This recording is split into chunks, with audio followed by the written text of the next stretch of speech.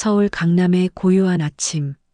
대저택의 유리창 너머로 햇살이 쏟아지지만 그 빛은 방 안 어딘가에서 멈춰버린 듯 무겁게 가라앉아 있었습니다. 침대 위에는 정장을 갖춰 입은 채로 몸을 전혀 움직이지 않는 한 남자가 누워 있었죠. 이름은 이현우, 45. 한때 국내 최고 재벌 기업의 부사장으로 불리던 인물이었습니다. 이현우는 2해 전 고급 외제차를 몰고 출근하던 길에 고속도로에서 사고를 당했습니다. 정면으로 돌진해온 화물트럭을 피하지 못한 그날 이후 그의 다리뿐 아니라 두 팔까지도 마비되었죠. 전신마비 판정을 받은 날 그는 의사에게 이렇게 말했습니다. 나한테 왜 이러십니까? 이게 사람한테 벌어질 수 있는 일이 맞습니까? 하지만 세상은 냉정했습니다. 병원 침대에서 몇 달을 버틴 끝에 퇴원했지만 이제는 휠체어 없이는 움직일 수조차 없었습니다.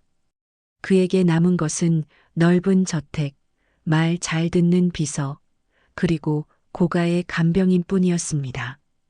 이현우는 매일 아침 똑같은 방식으로 눈을 떴습니다. 침대 머리맡에 세워진 자동 조명등이 켜지고 비서가 창문을 열면 휠체어에 옮겨져 거실로 이동합니다. 이후에는 간병인이 붙어 하루 종일 옆에서 먹고 마시는 걸 도와주죠. 표면적으로는 아무 문제도 없어 보이는 생활이었습니다. 하지만 그가 느끼는 건 철저한 무력감이었습니다. 먹는 것도, 입는 것도, 씻는 것도 누군가의 손을 빌려야만 했고 그 손길은 모두 고용된 노동이었습니다. 진심이 없다는 걸 누구보다도 잘 알고 있었죠. 그래서였을까요? 그는 간병인들을 자주 내쳤습니다. 때로는 말 한마디가 마음에 안 든다고, 때로는 숟가락을 늦게 가져왔다며, 결국 그의 집에는 무서운 주인이 있다는 소문이 돌기 시작했고, 면접을 보러 오는 간병인도 점점 줄어들었습니다. 그날도 마찬가지였습니다. 새로 면접을 보러 오기로 한 사람은 3명이었지만 실제로 도착한 건 단 1명.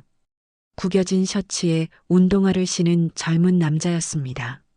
문을 열고 들어서며 거칠게 말했죠. 간병인 면접이라고 해서 왔는데요. 이현우는 고개도 돌리지 않고 중얼거렸습니다. 이력서 봅시다. 그 남자 김태준. 25살 보호관찰 중. 경력은 없고 간병 자격증도 없었습니다. 고아원 출신이며 고등학교도 중퇴했습니다.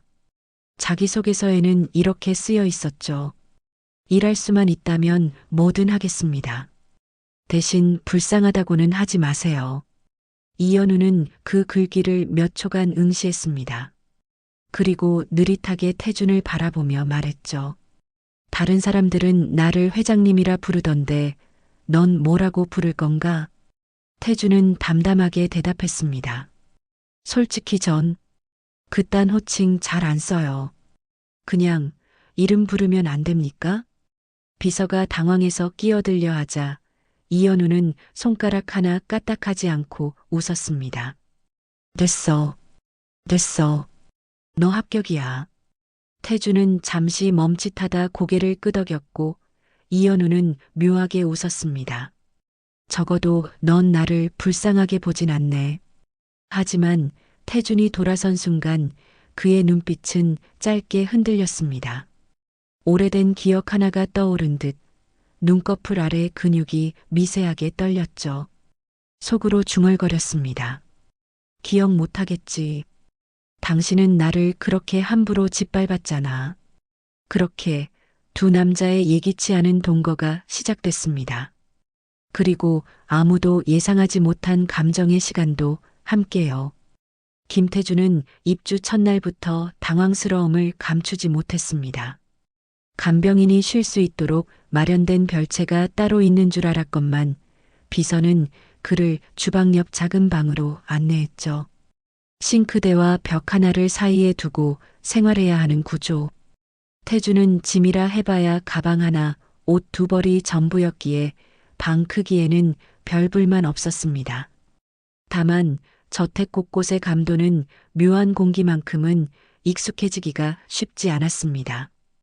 이현우는 언제나 정해진 시간에 움직였습니다.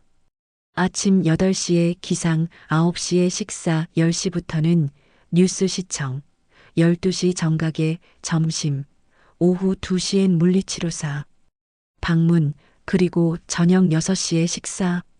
모든 루틴이 정확하게 짜여 있었고 조금이라도 어긋나면 얼굴을 찌푸렸습니다. 태주는 처음 며칠 동안 말없이 그 일과를 따랐습니다. 말수가 적었고 이현우가 말하지 않으면 먼저 입을 열지 않았죠. 대신 손놀림은 놀라울 만큼 조용하고 정확했습니다. 식사 준비, 약 챙기기, 침대 이동 보조 등에서 이현우가 흠잡을 만한 부분은 없었습니다. 하지만 정작 이현우를 놀라게 한 건 그가 간혹 뱉는 말 한마디 한마디였죠. 이 밥, 간 너무 세네요. 형님처럼 짜게 드시면 혈압 터지겠습니다. 오늘 컨디션 안 좋으세요? 아니면 그냥 기분이 더러운 겁니까? 이현우는 처음엔 어리 빠진 표정으로 그를 쳐다봤습니다. 하지만 태준의 눈엔 장난기나 무례함이 아닌 묘한 거리감이 있었습니다. 마치 무언가를 감추고 있는 듯한 시선. 이현우는 그게 싫지 않았습니다. 아니, 오히려 익숙하고 편했습니다. 며칠 후, 이현우는 조심스럽게 말문을 열었습니다. 넌 나를 불쌍하게 보지 않지. 왜 그럴까? 태주는 수건을 정리하던 손을 멈추고 고개를 들었습니다. 불쌍한 사람은 자기가 제일 힘들다고 생각하는 사람이죠. 근데 전 형님이 그렇게는 안 보이더라고요. 오히려 예전보다 덜 무서우십니다. 이현우는 피식 웃었습니다. 간만에 나오는 웃음이었습니다. 하지만 곧 표정을 가다듬고 태준에게 물었죠. 너 예전에 무슨 일 하다가 이렇게 된 거냐? 태준은 조금 망설이다가 대답했습니다. 배달이요. 여기저기 뭐든 날랐습니다. 그래, 뭐 배달했는데? 서류도, 도시락도, 꽃도 그리고 욕도 좀 먹었습니다. 이현우는 웃음을 삼키며 고개를 끄덕였습니다. 욕도 배달해봤다고? 태주는 웃지 않았습니다. 대신 조용히 말했습니다. 그 욕 아직도 기억납니다. 그 순간 이현우는 무언가 느끼듯 태준을 쳐다봤지만 금세 시선을 돌렸습니다. 그리고 텔레비전을 켜며 말을 흘렸죠. 세상에 욕 한마디 안 먹고 사는 놈이 어딨겠냐. 태주는 아무 말 없이 고개를 끄덕이며 방을 나섰습니다. 문이 닫히고 나서야 이현우는 조용히 천천히 숨을 내쉬었습니다. 그날 밤 태주는 거실 한쪽에서 오래된 사진첩을 찾았습니다. 이현우가 회사 다닐 때 행사장에서 찍힌 사진들, 웃고 있는 모습, 사람들에게 둘러싸인 모습, 그리고 자신이 배달하던 그 로비. 그날을 생각하면 지금도 심장이 철렁 내려앉는 듯했죠. 아직도 귀에 맴도는 이현우의 목소리. 저런 애들 보면 답이 없지. 못 배우고 막 사는 인생들. 그냥 쓰레기야. 태주는 손가락을 꼭 쥐었습니다. 사진을 덮고 조용히 불을 끄며 중얼거렸습니다. 난 쓰레기 아니야. 증명해 보이겠어. 당신 옆에서 당신 방식으로. 그리고 다음 날 아침 태주는 언제보다 부지런히 움직였습니다. 이현우가 아무 말 없이 그를 바라보는 시간도 길어졌습니다. 서로가 서로를 시험하듯 조심스럽게 거리를 좁히고 있었죠. 상처와 기억 사이에서 아주 천천히. 며칠 뒤 평소와는 다른 흐름이 이현우의 일상에 스며들기 시작했다. 태주는 간병 이상의 역할을 하기 시작했고 이현우 역시 미세하게 변해가고 있었다. 예를 들면 날이 맑은 오후에 외출을 제안한 건 태준이 처음이었다. 휠체어를 밀고 공원 산책길을 걷는 동안 이현우는 이례적으로 말이 많아졌고 태준은 묵묵히 듣기만 했다. 이상하지? 내가 이렇게 밖에 놔두는 건 몇 년 만이야. 간병인들한텐 시키지도 않았는데. 왜요? 밖에 나가면 사람들이 날 어떻게 볼까? 그게 싫었어. 자비로운 눈빛, 불쌍한 표정. 다 위선이더라고. 태주는 아무 말 없이 고개를 끄덕였다. 이현우는 잠시 침묵하다가 다시 입을 열었다. 근데 너는 그게 없어서 좋아. 날 사람으로 대하더라. 그 말에 태주는 고개를 푹 숙였다. 미묘한 감정이 얼굴에 스쳤지만 이현우는 눈치채지 못했다. 그날 저녁 두 사람은 떡볶이를 나눠 먹으며 맥주 한 캔을 사이에 뒀다.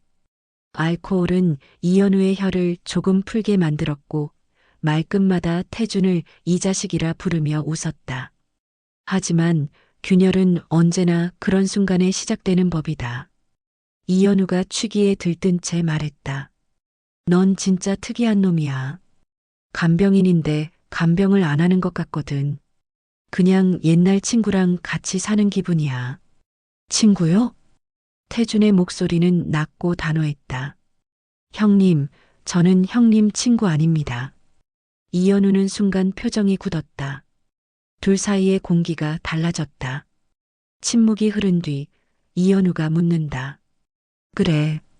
그렇다면 너는 왜 내 옆에 붙어 있는 거지? 태주는 대답하지 않았다. 대신 자리에서 일어나 조용히 식탁을 정리하기 시작했다. 이현우는 뭔가 말하려다 말고 혼잣말처럼 중얼거렸다. 역시 사람은 쉽게 바뀌지 않지. 그날 밤 태주는 오래된 일기장을 꺼냈다. 몇 년 전 배달 일을 하다 모욕을 당했던 날의 기록이 그대로 적혀 있었다. 이현우. 그 이름 절대 잊지 않겠다. 사람을 쓰레기처럼 말하던 그 눈빛.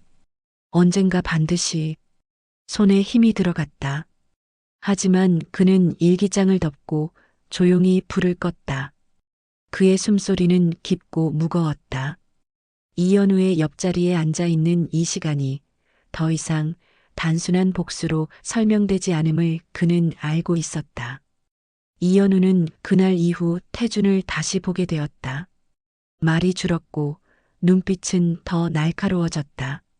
무엇보다 한때 느꼈던 묘한 친밀감이 단절된 느낌이었다.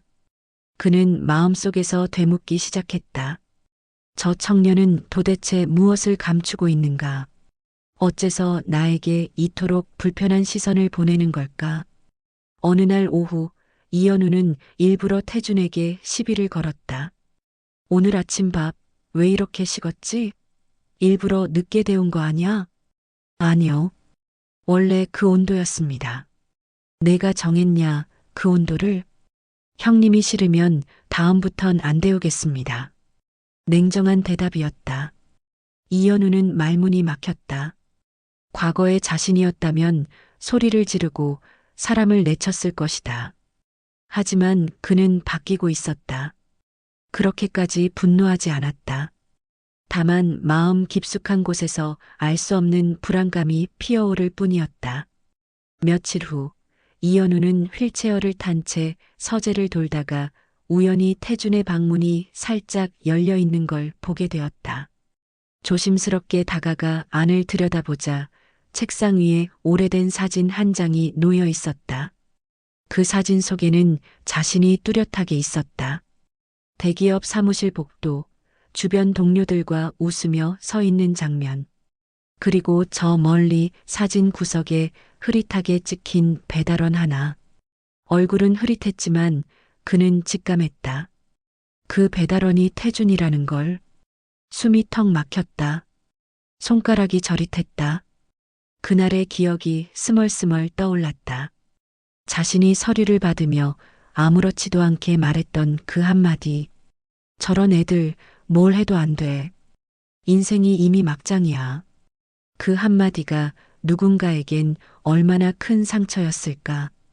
그는 그대로 휠체어를 돌려 방으로 돌아왔다. 태주는 아무것도 모른 채 돌아왔고 평소처럼 저녁을 준비했다. 하지만 이현우는 그날 밥을 거의 먹지 못했다. 그의 입안에서는 밥알이 모래처럼 느껴졌고 목은 바싹 마른 채 물조차 넘기기 어려웠다. 진심이 스며들고 있었고 그 진심은 죄책감의 얼굴을 하고 있었다. 그는 처음으로 누군가에게 미안하다는 말을 준비하고 있었다. 그날 밤 이현우는 침대에 누워 천장을 오래도록 바라봤다. 생각이 꼬리를 물고 이어졌다. 난 왜 저 청년을 기억하지 못했을까? 내 말이 그렇게 잔인했을까? 그날 정말 그런 말을 했던 걸까? 하지만 아무리 떠올려도 당시의 감정은 너무도 흐릿하고 무뎠다. 그에겐 일상의 일부였지만 누군가에겐 삶의 전환점이었을 그 말. 다음 날 이현우는 태준을 불러 조용히 물었다. 너 전에 뭐 하다 왔다고 했지? 태준은 표정을 바꾸지 않고 대답했다. 배달이요. 오래 했습니다. 혹시 내가 있는 회사도 다녔었니? 잠깐의 침묵. 태준의 눈빛이 흔들렸다. 그리고는 담담하게 대답했다. 그랬죠. 그 건물, 그 사무실, 당신 바로 앞까지 갔었습니다. 기억나? 전 절대 안 있습니다. 그 말에 이현우는 말문이 막혔다. 그리고 그 순간 그는 확신했다. 맞다. 그날 자신이 내뱉은 그 말이 이 청년을 여기에 이르게 했다는 걸. 그리고 그 청년은 지금 자신의 옆에 간병인의 얼굴을 한 채 앉아 있다는 것을. 태주는 눈을 피하지 않았다. 담담했지만 차가운 말투였다. 그날 당신은 저를 쓰레기라 했죠. 못 배운 인간들, 쓸모없는 인생들이라고. 그 말 사람 하나를 송두리째 무너뜨릴 수 있다는 거 아셨습니까? 이현우는 말없이 고개를 떨구었다.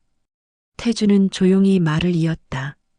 그날 이후 저는 모든 사람이 저를 그렇게 본다고 생각했어요. 아무리 열심히 살아도 벗어날 수 없는 낙인이랄까. 그래서 증명하고 싶었습니다. 내가 누구였는지를. 그의 눈에는 분노가 아닌 슬픔이 담겨 있었다. 이현우는 입술을 깨물며 말했다. 미안하다. 정말 미안하다. 기억도 못하면서 상처는 남겼구나. 태주는 아무 말 없이 고개를 끄덕였고 그날 이후 두 사람 사이엔 길고 무거운 침묵이 흘렀다. 이현우는 더는 예전처럼 그를 대하지 못했고 태준 역시 예전처럼 그의 손발이 되어주지 않았다. 단지 서로를 바라보는 시선만이 달라졌다. 그 시선 속엔 오래된 상처와 조심스러운 진심이 함께 숨쉬고 있었다. 며칠 뒤 이현우의 비서가 그에게 보고서를 들고 들어왔다. 사소한 업무 내용이었지만 이현우는 태준의 이야기를 꺼냈다. 그 친구 김태준 말이야. 전과가 있다고 했지? 비서는 조심스럽게 고개를 끄덕이며 말했다. 소년보호 처분을 받았습니다. 폭행 사건이었어요. 배달 중 억울하게 시비에 휘말렸다고 구치소도 다녀왔다고 들었습니다. 이현우는 묵묵히 듣고 있었다. 태준의 삶은 자신과 너무 달랐다. 편하게 살아온 자신에게는 상상도 못할 종류의 고통과 싸움. 그는 차마 묻지 못했던 말을 삼켰다. 내가 만든 상처로 그 아이가 더 무너졌다면 어쩌지. 하지만 태주는 여전히 이현우의 간병을 묵묵히 이어갔다. 이전보다 말이 적어졌지만 여전히 식사는 제 시간에 나왔고 휠체어는 알맞은 각도로 조정되어 있었으며 이현우가 불편하지 않도록 온갖 세심한 손길이 닿아 있었다.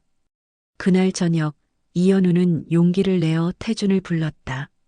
내가 내 옆에 있으면서 어떤 마음이었는지 이젠 조금 알 것 같아. 태준은 고개를 끄덕이며 조용히 말했다. 복수하려고 온 거였죠. 하지만 형님이 저를 사람 취급해주는 순간부터 복수는 의미 없어졌습니다. 그 대신 말끝을 흐리던 그는 조금 후에야 다시 입을 열었다. 그 대신 진심이 생겼습니다. 그 말에 이현우는 한참을 멍하니 있었다. 그리고 눈을 감고 중얼거렸다. 나도 너한테 진심이었어. 늦게나마 정말. 두 사람 사이에 처음으로 길고 따뜻한 침묵이 흘렀다. 말은 없었지만 감정은 충분했다. 상처가 다 아문 것은 아니었지만 치유가 시작된 건 분명했다. 다음 날 아침, 이현우는 평소보다 훨씬 이른 시간에 눈을 떴다. 창밖은 아직 어둑했고 바람이 유리창을 두드리는 소리가 났다. 이상하게도 마음이 어수선했다. 태주는 보이지 않았다. 거실에도 주방에도 인기척이 없었다. 비서를 불러 물으니 태주는 새벽에 조용히 짐을 챙겨나갔다고 했다. 퇴직 의사도 남기지 않고 간단한 메모 한 장만 놓고 갔다는 말과 함께 이현우는 떨리는 손으로 그 메모를 읽었다. 형님, 진심은 전해졌습니다. 덕분에 다시 사람처럼 살아보고 싶다는 생각이 들었습니다. 하지만 이제 형님 옆에 있는 건 더 이상 제 몫이 아닌 것 같습니다. 고맙습니다. 그리고 미안했습니다. 이현우는 메모를 들고 한참을 말없이 앉아 있었다. 손가락이 부들부들 떨렸다. 두 눈엔 눈물이 고였지만 끝내 흐르지 못했다. 감정이 너무 깊으면 눈물조차 멈추는 순간이 있는 법이다. 그날 이후 그는 다시 예전의 일상으로 돌아갔다. 비서와 새 간병인, 반복되는 일정. 그러나 모든 게 달라져 있었다. 사람들의 손길이 낯설었고 식사의 온도도 차갑게 느껴졌다. 휠체어를 밀어주는 이의 힘이 아무리 부드러워도 그것은 기계적인 배려일 뿐이었다. 밤마다 그는 자주 깼다. 머릿속에선 태준의 눈빛이 떠올랐고 그 눈빛 속엔 어린 날의 자신이 투영되어 있었다. 잊고 살았던 어린 시절, 자신도 누군가에게 그렇게 인정받고 싶어 했던 시간들. 태주는 결국 자신을 비추는 거울이었는지도 몰랐다. 며칠 후, 이현우는 비서에게 부탁했다. 김태준 그 친구, 어디 있는지 좀 알아봐줘. 비서는 당황했지만 곧 수소문에 들어갔다. 그리고 이틀 뒤, 인천의 한 바닷가 근처 작은 분식집에서 그를 찾았다는 연락이 왔다. 주방에서 떡볶이를 만들고 있다는 말과 함께 그 말을 들은 이현우는 조용히 대답했다. 가자. 내가 직접 가야겠다. 다음 날 아침 그는 정장을 차려입고 휠체어에 올랐다. 거울 앞에서 머리를 빗고 오랜만에 향수도 살짝 뿌렸다. 떨리는 마음으로 집을 나서는 그의 모습은 2해 전 사고로 병원에 실려가던 그날과는 전혀 다른 사람이었다. 그리고 바닷가로 향하는 차 안. 유리창 너머로 햇살이 부서지듯 들어왔다. 그의 마음은 이미 오래전 허물어진 담을 넘어서고 있었다. 인천 바닷가의 오래된 골목. 붉은 간판에 태준인의 분식이라 쓰인 작은 가게 앞에 휠체어가 멈춰섰다. 유리창 너머로 하얀 앞치마를 두른 김태준이 보였다. 주방에서 열심히 떡볶이를 뒤적이는 그의 손놀림은 분명하고 단단했다. 문이 열리자 태준이 고개를 돌렸다. 휠체어에 앉은 이현우를 본 순간 그의 눈이 동그랗게 커졌다. 그리고 말없이 멈춰섰다. 이현우는 천천히 가게 안으로 들어갔다. 주변 손님들이 호기심 섞인 시선을 보내는 와중에도 그는 시선을 떼지 않고 태준을 바라봤다. 그리고 마침내 입을 열었다. 미안하다. 너무 늦었지? 태준은 아무 말도 하지 못했다. 그저 입술을 깨물며 고개를 떨궜다. 이현우는 잠시 침묵하다가 말했다. 나는 너를 기억하지 못했고 널 상처 줬지. 그리고 그 상처를 안고도 넌 내 옆에 있었고 나한텐 그게 선물이었다. 내가 떠난 뒤에야 알았어. 그 자리가 얼마나 컸는지. 태주는 조용히 대답했다. 형님이 진심으로 사과해 주실 줄은 몰랐습니다. 이젠 알겠니? 나도 진심이란 걸. 태주는 고개를 끄덕이며 웃었다. 알죠. 이제는 정말이요. 잠시 뒤 태주는 이현우를 가게 안쪽 자리로 안내했다. 곧이어 직접 만든 떡볶이를 가져왔다. 김이 모락모락 나는 붉은 국물 위로 어묵과 삶은 계란, 파가 어우러져 있었다. 이현우는 젓가락을 들어 한 입을 먹었다. 그리고 미소를 지었다. 매콤한 게 내 마음처럼 따갑고 따뜻하네. 태준도 따라 웃었다. 형님 스타일로 만든 겁니다. 그날 이후 두 사람은 자주 함께 시간을 보냈다. 이현우는 다시 강연을 시작했고 태주는 요리 자격증을 따서 본격적으로 분식 사업을 시작했다. 그리고 얼마 후 두 사람은 작은 푸드트럭을 공동 운영하기에 이른다. 푸드트럭 앞에는 이런 문구가 적혀 있었다. 진심으로 만든 음식, 진심으로 나눈 인연. 해질 무렵 두 사람은 트럭 옆 벤치에 나란히 앉아 바다를 바라보았다. 바람이 불고 파도 소리가 멀리서 들려왔다. 이현우가 말했다. 처음 너 봤을 때 이렇게 될 줄 몰랐다. 진심이라는 게 이렇게 사람을 바꾸는 거였구나. 태준이 대답했다. 형님이 아니었다면 저도 진심이 뭔지 몰랐을 겁니다. 그들의 눈빛이 마주쳤다. 말없이도 서로를 충분히 이해할 수 있는 눈빛. 그 안에는 과거의 상처도 오해도 후회도 모두 녹아 있었다. 이제 두 사람은 같은 거리 위를 함께 걷고 있었다. 그것은 피를 나눈 형제도 오래된 친구도 아닌 진심으로 이어진 거리였다.